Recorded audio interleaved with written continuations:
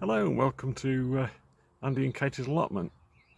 I'm Andy. As you can see, it's a really beautiful day here in Lincolnshire and lots going on, so I just wanted to give you another update as to where the allotment is. So without further ado, let's go for a walk.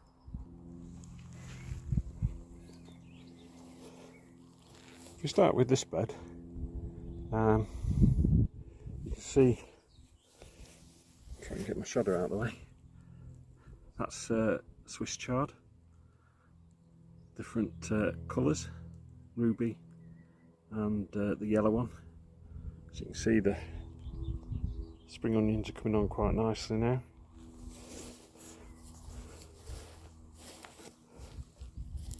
Here we've got wild rocket, I just planted that in to see how it goes. We've got beetroot or beets coming along quite nicely, again sown direct. These are the big success story at the moment, these radishes. I know they don't probably come at the top of anybody's list for most exciting vegetable, but they've just become so prolific. I just did 3 rows and absolutely superb. Been trying to do some look up some different ways of using them apart from just literally chopped up in salads, although that is nice because they aren't very with them being early radishes, they're not that peppery, so they're quite nice. Then we've got seeds there coming up, kohlrabi. Not sure whether I planted them too late, but anyway, we'll see. Can only give them a go. The next ones are turnips, and the final one there is tender stem broccoli. So when the radishes come out, they will have plenty of room. So what we've got here is the second earlies, potatoes. Kestrel is the variety. As you can see, they've absolutely flown since last time I showed you. It's even just 2 or 3 weeks ago, whatever it was when I last showed you. But they're coming along really well. As if I turn around to my right to show you the main crop potatoes. So, as I said before, these are all but 2 rows are Maris Piper, so a main crop sort of staple really, and coming along really nicely. Some, I can't remember the names of them, but we'll see how they go. Some more, so the 2 rows nearest to me, they are all different varieties of main crop. Not such a success story is my first earlies, because as you can see, it's probably only half a dozen. So what I've done is I've used the space that hasn't been used by the potatoes, and that, what you can see there is 2 types of sweet corn. The nearest the camera, I planted those yesterday, and they're a traditional yellow sweet corn, and the ones furthest away are mini sweet corn, so the ones where you eat the whole thing. So I've planted both of those yesterday, so they're still just recovering a little bit from being repotted, or replanted should I say. So these are the shallots coming along nicely now, as you can see. Garlic, I'm not sure what's happened here, maybe somebody could tell me, because you can see, look, it's stem split. Whether that's going to have any effect whatsoever on the bulb underneath is yet to be shown, but we'll see what happens. As I say, the stem's just split, so as you can see on that one, for instance, the stem goes all the way down to the base, whereas that one was split, and it's done that on 2 or 3. But anyway, we'll see what comes of that. That's a cucumber, an outside cucumber. It's mini Passandra, so it's a what we call a ridge cucumber, so a mini cucumber that really comes, instead of it being a bush or a vine, it comes up as a bush, should I say, not a vine, and it's designed to be grown outside. Red onions coming along nicely, and here we've got some fennel that I think was already here. Just let that grow, because there's a couple of roots of fennel that are coming along quite nicely now. So I don't know whether you can see in there.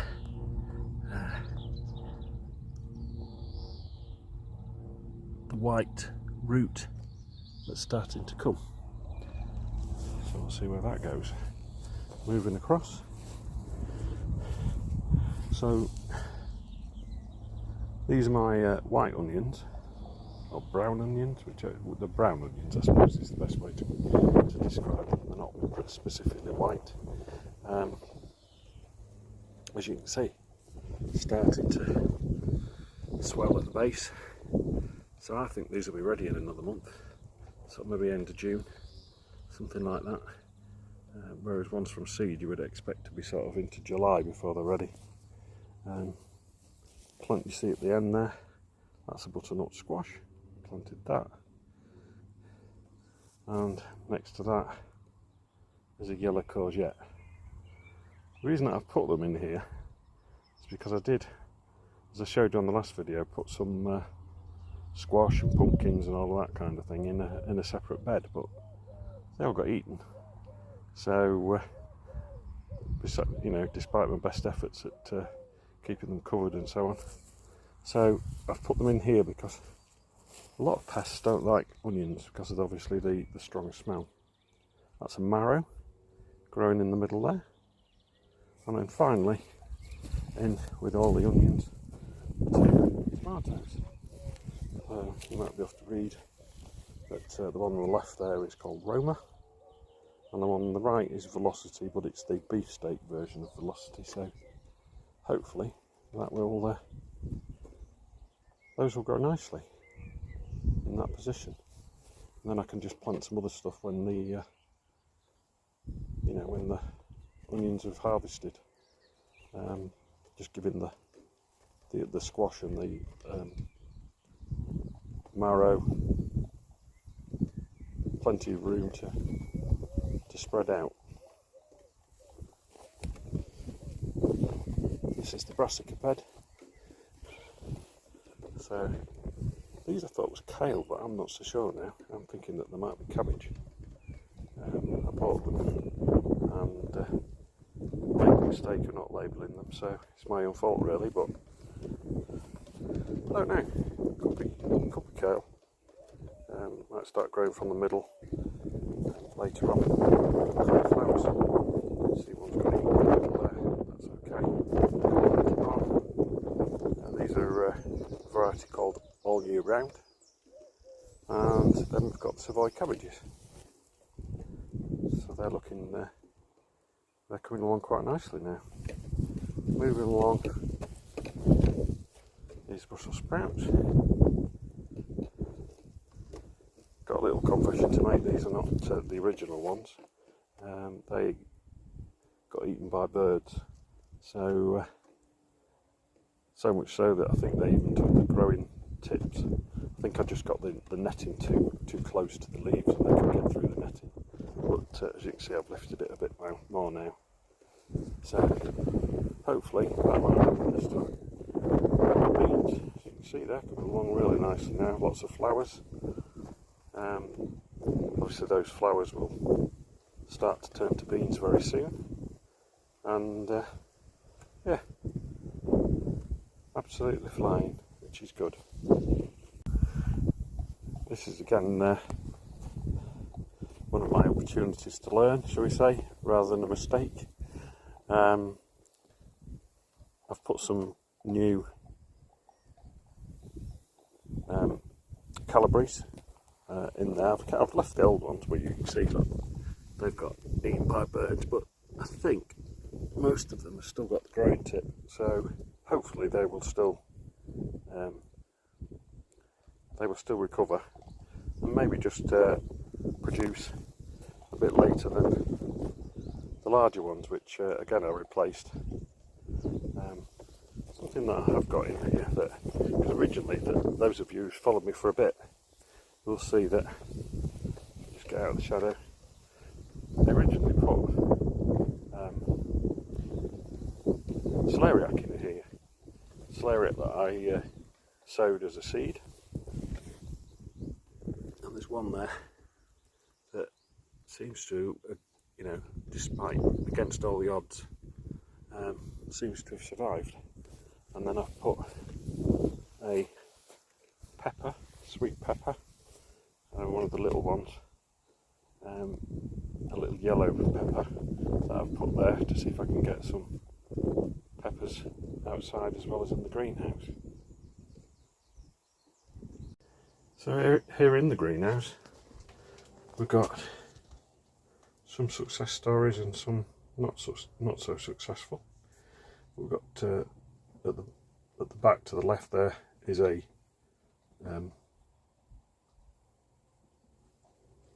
watermelon that is starting to grow quite nicely, and the next one to it is, or the one that we're looking at now, is a melon called Ogun, and yeah, that's really started to take off in the last couple of days as things have got warmer. Got a couple of peppers in there. Then we've got aubergine that are in there that are still fighting away, but are getting a little bit got, as you can see by the holes in the leaves, by snails and slugs, as are these, which are one of the really long, sort of 6 inches long, thin peppers that you see in supermarkets, and they charge you a fortune for them, but I'm giving them a go at growing. Then we've got sun gold tomato, that's growing quite nicely now, and sweet million. And we've got these are peppers and chilli that I grew from seed. Some of them are what we call a foot long chilli, I've mentioned this before, and another one is chocolate brown pepper, bell pepper. Then we've got normal vivacious, so that I don't think this is a beefsteak tomato, unless I might be wrong on that, but I don't think it is. I think this is just your normal, you know, average sized tomato, but it's still the variety vivacious. Another sweet million, and finally we've got sun gold, and the really small one is tigrella. So that's looking good. Something that's not looking so good, that's my vine cucumber. I'm going to leave it and see where we go with it, because I think right down in the base there we might be looking at still having some shoots, even though the leaves have, as you can see, been eaten. I did move everything else to the other side because it seems to be coming in from the undergrowth there. Look, that's where the slugs and snails are coming in by the look of it, but unfortunately I can't do a lot about that because of the state of the greenhouse. But there we go. On top of the cold frame we've got purple sprouting broccoli, and that's Rudolph, so that's there. Then I've got some Cavolo Nero kale to replace the ones that when the other ones have grown, that I'll show you in a minute. Leeks, they're coming on quite nicely now, and these I've just planted yesterday. These are a variety of squash. As you can see, it's an Italian name, Marina di Choggia. So I planted plenty of those, and again I'll just dot them out in between all the beds as time goes on. So I'm just going to open up the little cold frame and show you. Look, I've got some more peppers in there, as you can see, different ones, and chilies, and another squash that I planted that's started to come through now. I think it's a Japanese variety, but it's basically an onion squash, uchiki curry, or a curry squash. And it's sort of like it looks, well, it's onion shaped, as the name onion squash would suggest.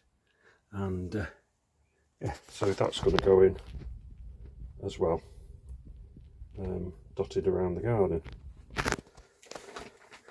Those are bellotto beans that are just starting to come through. A lot slower than the broad beans, runner beans that I planted, that we'll come to in a minute, that I planted in with the peas. So that's everything in the greenhouse. So moving back outside, we've got another brassica bed. First nearest to me, there are the red cabbages. They're like a drumhead type cabbage. They're coming along quite nicely. Beyond that is the Cavalier Nero kale. I think I'm going to have to maybe take the net off because it does seem to be weighing it down a little bit. And if I move around here slightly, you can see greyhound cabbage and the celery that I planted a bit after. That's coming along quite nicely now. I've left this in because it's quite a pretty little flower. But this was salad rocket, but it's gone straight to bolt. It's gone straight to seed.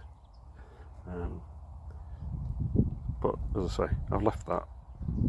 Might even get some seed from it. What I've got here is some. If I can think of the word, it is. Anyway, I'll come back to that. I can't remember the name, but anyway, we've got two lettuces there that are little gems. Spinach is the name of is the word that I couldn't think of. So that's growing away quite nicely there. Again, those of you that watch this channel quite regularly will know that I'm pretty obsessed with my compost heap and trying to get the best compost possible. This is my latest heap. As you can see, it's probably, I don't know, third full now. What I've done is I've put some drain pipe, some old drain pipe in there. That performs two functions. If I put too much green in, it gets too hot. And I don't want the compost to get too hot, because otherwise it can affect how many microbes are still left in there at the end. But not a problem at the moment. The other reason for it being in there is, as you can see, there's no top to this bay. So if it does rain and get really wet, it can get it can get what's called anaerobic, which means there's no air in it. So for compost to form, it needs some moisture, but it also needs oxygen, which if the heap is totally saturated, there is not enough oxygen in there, and it becomes what they say, as I say, anaerobic. So the function of that pipe is to let some air into the centre of the heap, so that it lets some of the damp air out and the cooler, drier air in. So that's the compost. Here we've got like the main normal type peas that are growing away quite nicely now, as you can see. Again, in the couple of weeks since I did my last video, come on in leaps and bounds. I've put some sticks in there just to encourage them up to the green wires, or the green strings, because as I say, it was I put the frame up after they planted the plants, which in hindsight was a mistake. So I've put these bean sticks in at an angle, so you can see that they're encouraging the peas to grow up them, and then eventually they'll grow up the string. What I've done in here is I've also started to plant. These are French climbing beans, so they're growing quite nicely now, just starting to come. And then further down the line it's difficult to see, there's one is runner beans. So the idea is that when the peas are finished, the beans will take over. So I only planted them a few days ago and they've already sort of disappeared into the growth of the peas, which is fine because it'll give them a bit of shelter. So now we're coming to the two different sorts of peas. So one's nearest to me, if I remember rightly, because I was looking prior to the video. Can't see the label. It's in there somewhere.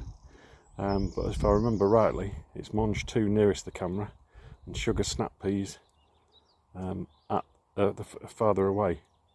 But as you can see, looking really healthy, probably more healthy than the traditional peas. But I've grown these up wigwams, which they seem to like. So yeah, a big success. These are some carrots. They're still chugging away quite nicely. Most of them are the little small ball carrots, but there are one or two of the larger variety to the left, and then we've got red spring onions right at the back there that are coming along really well. This bed needs some attention as far as weeds are concerned, but what I've got in here is 2 more rows of radish, probably a bit thickly sown as by the look of it, but anyway, they're coming. And then we've got the odd carrot there that yeah, not really going to do a lot with those, but the plants that I've got here, the dahlias, I sowed them from seed, and I've dotted them all around the allotment just to give it a bit of colour, I suppose, really, and to attract some of the pollinators. And then these going this way are mixed beets or beetroot. So they're all different colours, so there's some yellow ones, there's some red ones, there's some white ones. So we'll see how they go. This little bit was all nettles, and I've chopped most of them down. And then I planted, not that I'm obsessed with radish, but they are easy to fill a gap. So I put some more radish in there.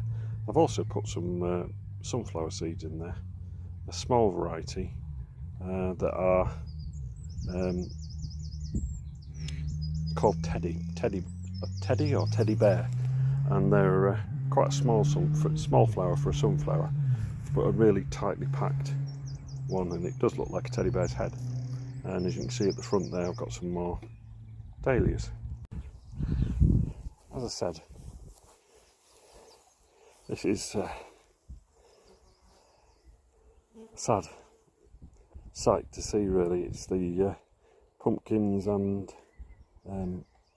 different types of squash and courgette that have every single one's been eaten, as you can see. This channel, so I'm not professing to be a expert. I'm not showing you how to do things. I'm just showing you what I'm doing and the ups and downs and the pros and cons of what I do. So as I say, it's by no means an instructional video. So I do get things wrong, and this is something that, for whatever reason, didn't go right. What I've tried to do is, if we look this way, is to just, instead of getting rid of all the grass, I want to keep it as wildlife friendly as possible. So what I've got is the pond over there. I'm just really letting it do its own thing, really. In there are some wildflower seeds that I planted. I'm yet to see the result of those, but I'm just going to let that go. And then what I've done is I've just literally mowed a strip all the way around, just to allow access, but to not get rid of all the grass, which is quite valuable, as I say, to all the experts, to all the insects that hopefully will help to keep the pests down, and you know, it just be a wildlife friendly allotment, which I'm really aiming for it to be. The apple trees, you can really see now that there are some apples growing there. This one's growing quite a few apples. I think I'm going to get quite a good crop. So it would appear that when I cut the trees back quite drastically, that it's actually worked quite well, because as you can see, I can get quite really in close to them, so I can, you know, harvest them when they come. So hopefully not as many will drop on the floor and just go to waste. So what we've got here is some more brambles, and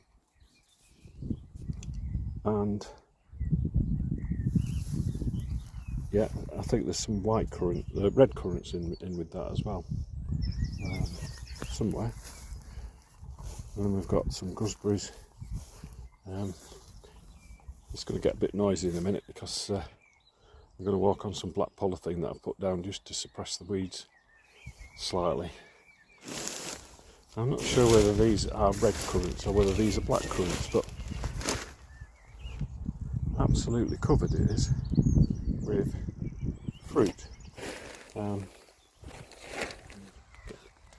Try and zoom in and show you. There, look. As I say, I can't remember from last year. I think these are red currants, but as I say, it's covered in. Well, it was covered in flowers, and now it's covered in setting fruit. So these are a good set of gooseberry bushes that, again, I didn't put in, they were already here, but starting to get some fruit on, and I think this one is a red, or a rose-coloured gooseberry bush. So yeah, that's going to be quite good, quite impressive. I'll just try and find some fruit on here, because as I say, it's starting to come quite nicely. But anyway, it is there. It is only just starting to set, but this will be absolutely covered, I have no doubt. So that's the end of the tour. Hope you've enjoyed it. Hope it's been interesting. As I say, there's quite a lot of successes. There's more successes than there are failures, but it is a learning curve. This is still only my first season, so things that I've done that maybe I wouldn't do again, I'll try not to do next year. And then there's other things that I think that worked well, or whatever. Then you know, it is all just a every day's a school day, I suppose. So that's the end of the tour. Hope you've enjoyed it, and if you have, then give the video a like. Put a comment in. I'm always interested to read the comments. This month has become a bit of a milestone for the channel. I know on the great scheme of things, 100 subscribers is not going to set the world on fire, but it is quite a milestone for me. I've now got 101 followers, subscribers. So let's really push and see if we can make that maybe 110, 120 by the end of the month. Because it really does encourage me. It really makes me think that it's worth doing and people want to see. So yeah, push that subscribe button, and if you want notifications as to when I do videos, then also press the notifications bell so that you'll get notified when I put a new video on. So that's the end of the video, and happy gardening.